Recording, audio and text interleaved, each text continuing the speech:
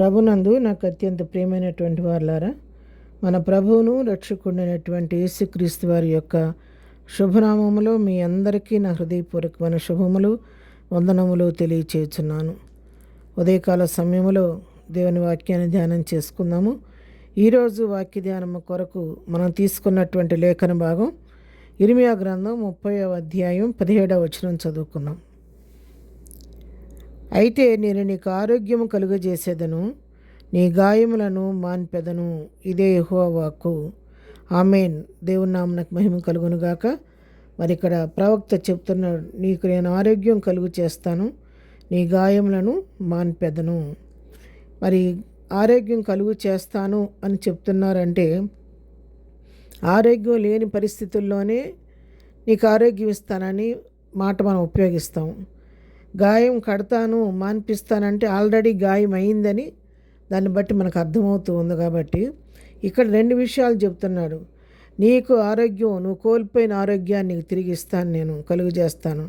నీ హృదయానికి, నీ శరీరానికి అయిన గాయాలు నేను మానుపుతానని ఇదే యెహోవా వాక్ అని ఇర్మియా ప్రవక్త ఇక్కడ తెలియచేస్తూ ఉన్నాడు. అవును ప్రియులారా, మన ప్రభువు, మన విమోచకుడు, ఆయన సజీవుడు, నిన్నానే నిరంతరము ఏకరీతిగా ఉన్న దేవుడు, ప్రార్థన ఆలకించే దేవుడు, ప్రార్థనకు జవాబిచ్చే దేవుడు. గాయం చేయవాడను నేనే, గాయం కట్టువాడను నేనే అని చెప్పి వాగ్దానం చేసిన దేవుడు కొన్నిసార్లు మన ఆత్మీయ అభివృద్ధి కొరకు, మన విశ్వాస పరీక్ష కొరకు చిన్న చిన్న గాయాలు మన హృదయంలోకి మన జీవితంలో అనుమతించినప్పుడు కూడా ఆ గాయం చేసిన ఆయన హస్తాలే ఆ గాయాన్ని తిరిగి కడతాయి. ఎన్నడూ కూడా ఆయన అలాగ మనల్ని ఒంటరిగా విడిచిపెట్టే దేవుడు కాదు. కృంగిని వారిని అలాగే వదిలిపెట్టే దేవుడు కాదు. అది మనసుకైనా గాయమైనా, శరీరానికైనా గాయమైనా సరే ఆయన మార్పుటకు సమర్థుడు. ఆయన జాలి కలిగిన దేవుడు. ఆయన కోపం నిమిషం మాత్రం దయ ఆయుష్కాలం ఉంటుంది. కాబట్టి మరి క్షణికమైనటువంటి సమయం మనం వదిలిపెట్టినప్పటికీ, గాయపరిచినప్పటికీ ఎంతో వాత్సల్యంతో మన దగ్గర తీసుకొని మన గాయాలు మాన్పించి మనకు ఆరోగ్యాన్ని కలుగు చేసే దేవుడు మన దేవుడు.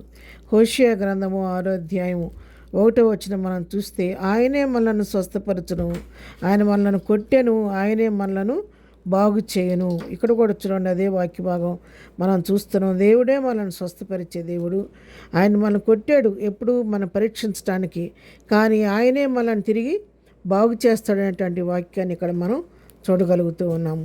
మరి నిర్గమాకాండంలో చూసినట్లయితే 15వ అధ్యాయం 26వ వచనం చూస్తే, అక్కడ నేను ఐగుప్తీయులు కలుగు చేసిన రోగములలో ఏదియూ మీకు రానియను, నేను స్వస్థపరిచి యెహోవాను నేనే అనేను. ఇక్కడ చెప్తున్నాడు కదా, ఐగుప్తులకు వచ్చిన రోగాల్లో ఏది కూడా మీకు రానియను, నేను మిమ్మల్ని స్వస్థపరిచి యెహోవాను నేనేనని చెప్పి ఇక్కడ కూడా దేవుడు వాగ్దానం చేశాడు.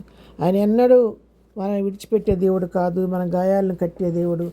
ఎవరైనా సరే ఉదయకాల వాక్యం ఉంటున్నటువంటి ప్రియులారా, మీరేమైనా మానసికమైన గాయాలతో కానీ, శారీరకమైన గాయాలతో కానీ, అనారోగ్య పరిస్థితితో కూడా ఒకవేళ ఈ వాక్యం ఉంటున్నారేమో, ఉదయకాలం ప్రభువు నీకు ఇస్తున్నటువంటి వాగ్దానం ఏంటంటే, నువ్వు కోల్పోయిన ఆరోగ్యాన్ని తిరిగి నీకు ఇస్తాను. ఎక్కడ నీ ఆరోగ్యం పాడైపోయిందో అక్కడ నీ ఆరోగ్యాన్ని నేను తిరిగి నీకు దయచేస్తానని చెప్పి మనకు వాగ్దానం చేస్తున్నాడు. అనేక రకాల గాయాలతో నీ మనసు గాయమైపోయిందా, శరీరం గాయాలతో ఉందా, నీ గాయాలు నేను మానుతానని ఈ ఉదయకాలం ప్రభు మనకు అభయం ఇస్తున్నాడు. కాబట్టి నిశ్చింతగా ప్రభు వైపు మనం చూద్దాము. మలాకీ గ్రంథం 4వ అధ్యాయం 2వ వచనం చూస్తే, ఆయన నా నామం మందు భయభక్తులు గలవారు మీకు నీతి సూర్యుడు ఉదయించును, అతను ఎక్కడో ఆరోగ్యం కలుగజేయను గనుక మీరు బయలుదేరి కురవీని తోటలు గంతులు వేయనట్లు గంతులు వేయుదురు. ఆమేన్. చూసారా, ఎక్కడ ఆరోగ్యం అంటే ఆయన నామందు భయభక్తులు గల మనకు మరి ఆయన నీతి సూర్యుడిగా మనం ఉదయిస్తాడంట. ఆయన ఆరోగ్యం కలుగు చేసే రెక్కల క్రింద మనకు ఆరోగ్యం ఇస్తానని చెప్పి దేవుడు వాగ్దానం చేస్తున్నాడు. ఆరోగ్యం మనకు వచ్చినప్పుడు కృవీని తోటల వల్ల గంతులు వేస్తామని కూడా ప్రభు సెలవిస్తున్నాడు. కాబట్టి మనకున్న అనారోగ్యాలను బట్టి, మనకైన గాయాలను బట్టి కృంగిపోవద్దు, కానీ గాయం మాన్పే దేవుడు మనకున్నాడు, ఆరోగ్యం ఇచ్చే దేవుడు మనకున్నాడు. కాబట్టి నిరాశ చెందకుండా ఆశతో, విశ్వాసంతో ప్రభు వైపు చూడండి, ప్రభు కృపను పొందుకోండి. ప్రార్థన. ప్రేమగలిగిన తండ్రి, పరిశుద్ధుడా, నీకు వందనాలు. ఉదయకాలం మాకు ఇచ్చిన శ్రేష్టమైన వాక్య భాగాన్ని బట్టి నీకు వందనాలు నాయన.